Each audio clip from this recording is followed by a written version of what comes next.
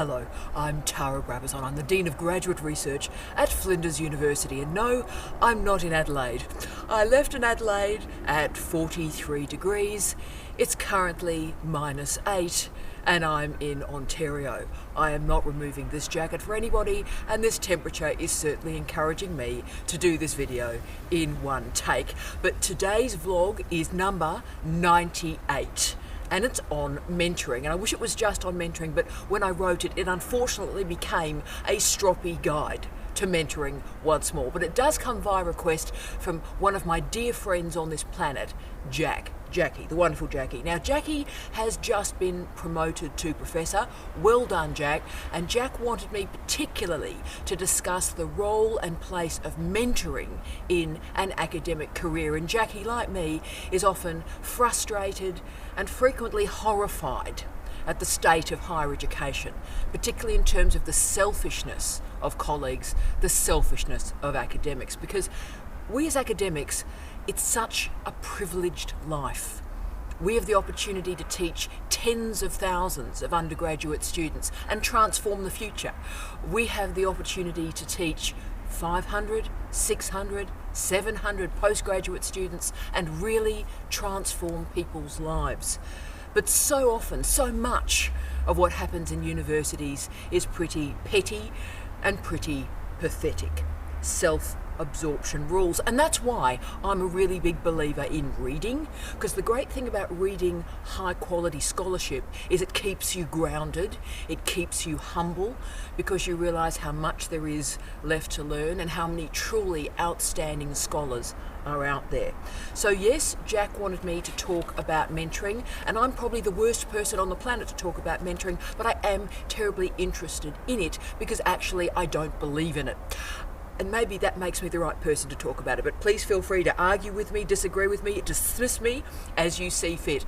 But what is interesting, I think, is two of the most common words that have been used in my offices in my last 3 or 4 jobs have been mentoring and networking. And yes, I don't believe in either of them. What I think both those words, networking and mentoring, attempt to do is to create a supposedly human, emotional, empathic face to the higher education workforce, whereas actually it's a pretty ruthless workforce at the moment. It is a precariat workforce at the moment. So the argument about mentoring is if you can just go to enough conferences, you'll be able to network and you'll meet somebody who'll get you a job. And if you can just find the right mentor, then yes, they will help you. Great. Whereas actually, of course, I think networking and mentoring is based on an incorrect premise. And that incorrect premise is somebody's experience is generalizable to your life. And I'm sorry, that's simply not the case. The higher education system into which I was educated 25 years ago is completely different. It is unrecognisable to the current system in which we are now working. But what I've felt, what I've experienced, why would any of this have any relevance to you at all? Because to be honest, experience is a deceptive mistress. How transferable is anybody's experience to a new situation?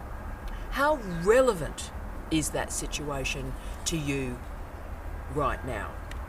If you think about it, think about the changes you guys are living through that we didn't have to live through. The casualisation of the higher education workforce, the adjunct workforce, the incredibly truncated and short contract workforce. Now, Gortsky described mentoring, and I love this, as, quote, code language for assimilating. Mentoring is, quote, code language for assimilating.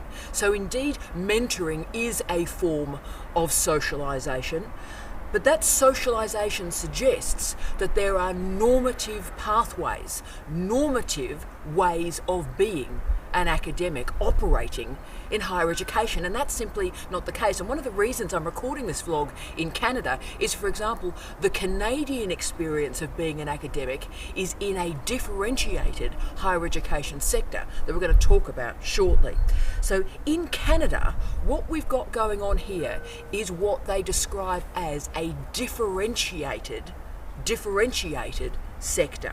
So what happens is every single university has an agreement that's sometimes called a mandate with the provincial government. And that mandate between the provincial government and a university is very different from the enabling legislation that exists in Australian parliaments, particularly state-based parliaments, to enable the formation of a university. You see, what these mandates or agreements specify in Canada, and particularly, can I say, in Ontario, is that it mandates that a university will focus on particular topics and particular areas and will not manage and deal with and research and teach other areas. Now, this is called a differentiated higher education model, by the way, and this has been proposed at different times in both the United Kingdom and in Australia. So what this would look like in Australia, say, is, Deacon's priorities would be different from CQU's priorities, which would be different from, say, Edith Cowan's priorities. But the worry, and indeed the truth of differentiation, is the historic universities, the traditional universities, the posh universities, tend to protect their own turf. So their mandate agreement allows them to continue the practice that they've always enacted. So it means they don't face competition from the new universities on their turf. So further, of course, that means that the historic universities, the posh universities, can influence the governments of the day. And of course, as we know, most politicians have tended to have gone to the posh traditional universities. So you can see how traditional power structures are maintained through this differentiated strategy. So this type of policy can actually be an excuse to maintain the status quo. But think about the consequences of this for mentoring, for example. So in a differentiated structure, how could the experience of one university, say Emily Carr University in BC, have any relevance to the University of British Columbia or the University of Toronto? How could that experience as an academic be generalised at all? And that's why I think I'm so interested, not in experience, but in expertise. And that's why in these vlogs, we talk about research. We don't talk about how I feel about the world. How I feel is completely irrelevant. What I know is significant. My expertise matters a lot more than my experience. And that's the challenge we have to address if we're going to talk about mentoring, because we must differentiate between experience and expertise. Just because I experience something does not mean it has any relevance to anybody else on the planet.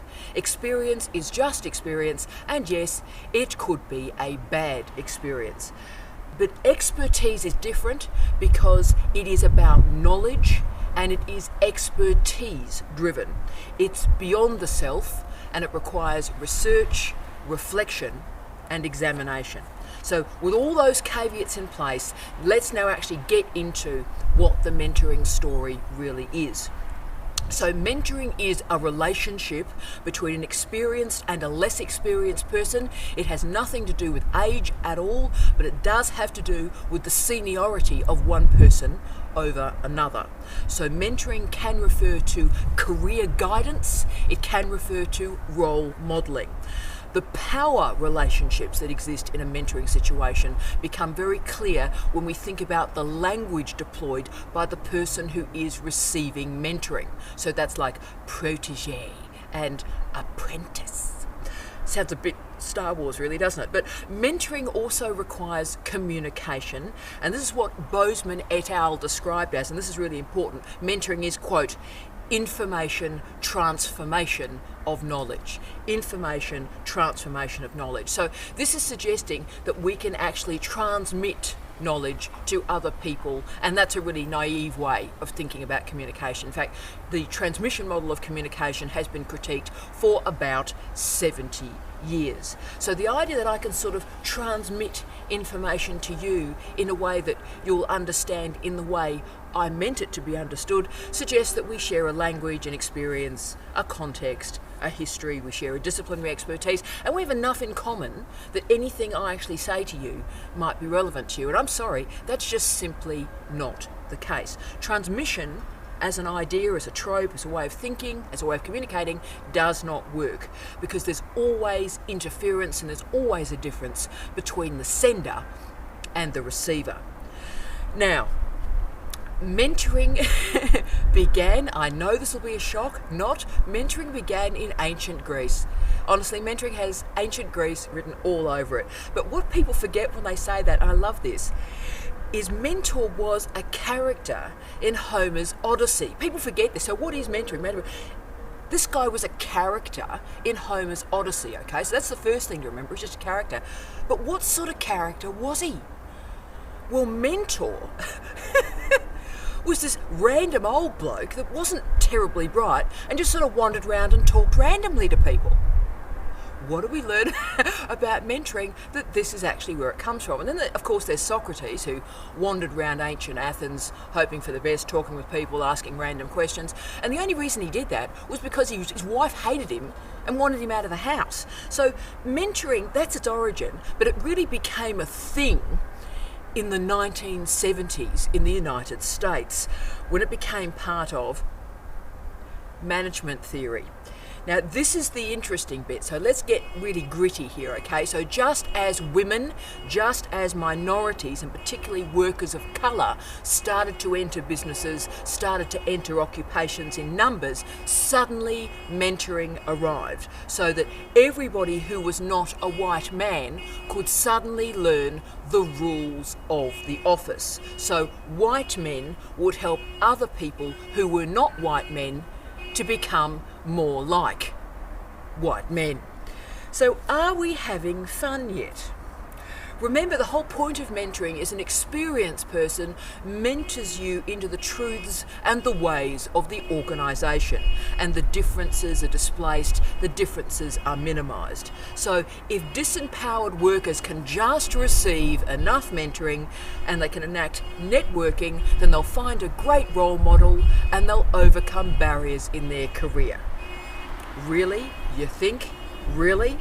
But then new models started to emerge that enabled development. Remember, I'm not arguing here that a new employee should be left alone, like they start on a new workforce and a new workplace and suddenly we just leave them alone and hope for the best. I'm arguing the exact opposite, actually. A proper induction program based on policies, based on procedures, and based on expectations of that workforce. So, for example, a series of online training opportunities, just-in-time training, just-in-case training, and regular performance expectations, clear expectations, and then also enabling and overt strategies to meet them. So what are the options that are available if we don't enact mentoring? And the answer is a lot. Increasingly, for example, I'm using the word coaching.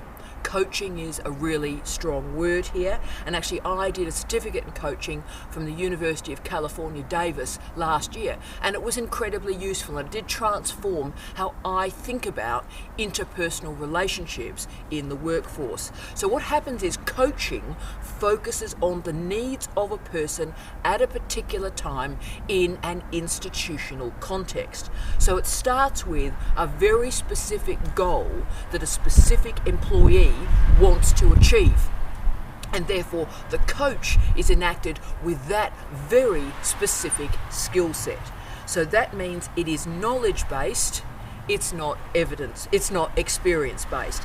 And educational industries in particular, I think, are best served by coaching. In fact, the phrase that's increasingly used is instructional coaching. So I think mentoring now is becoming a bit of a problematic word.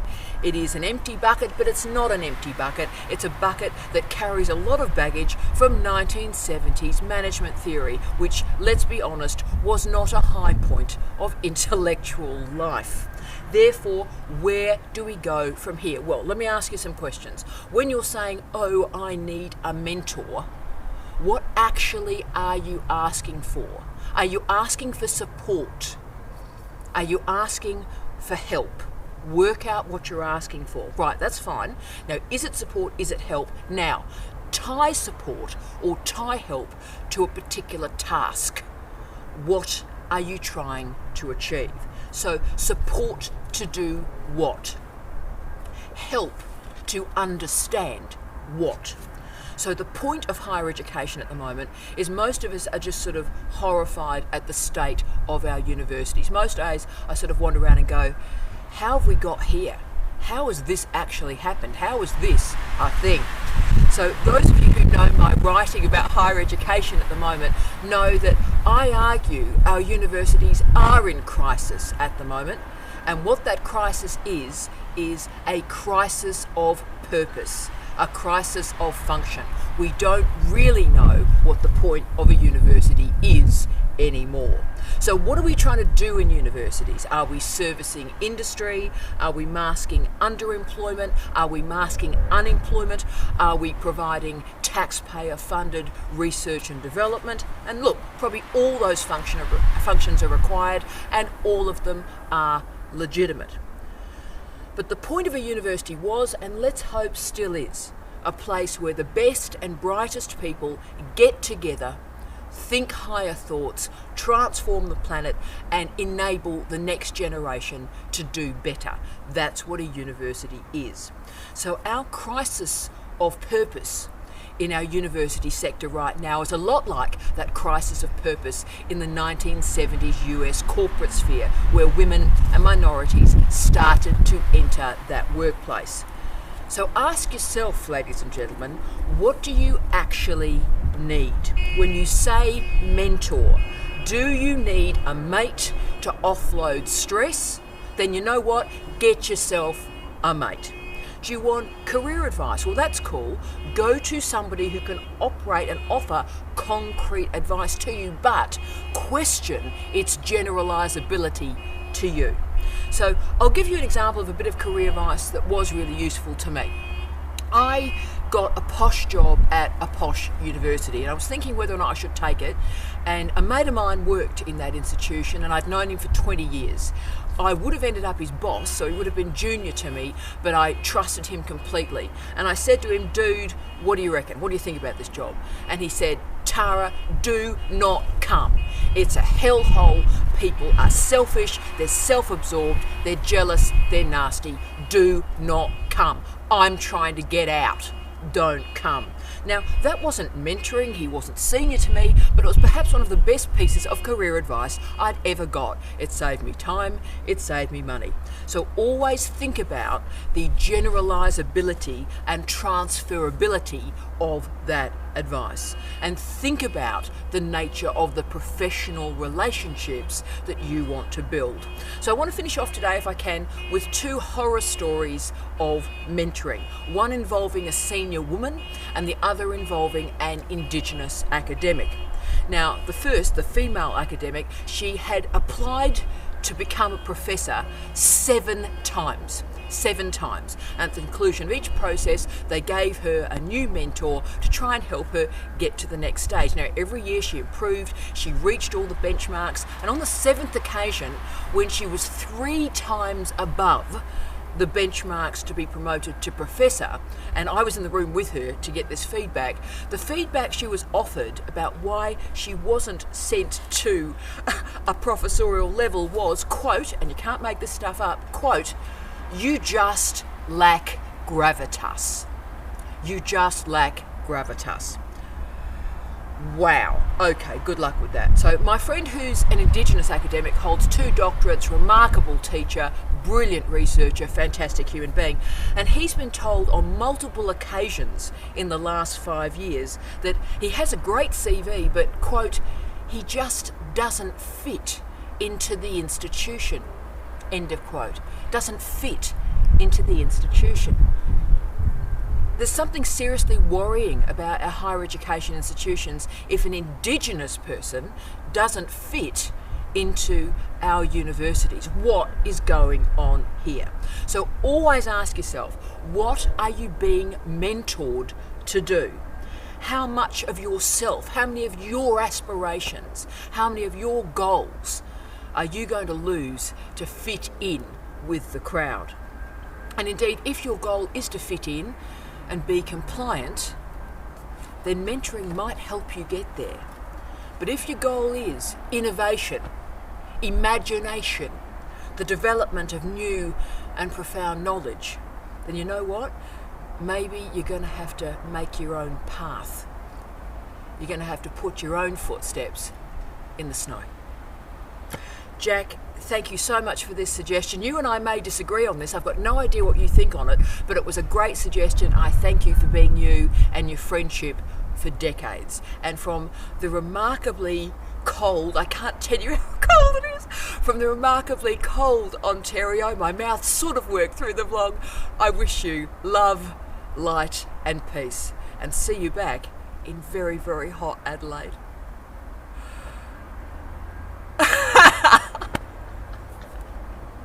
Oh, dear me.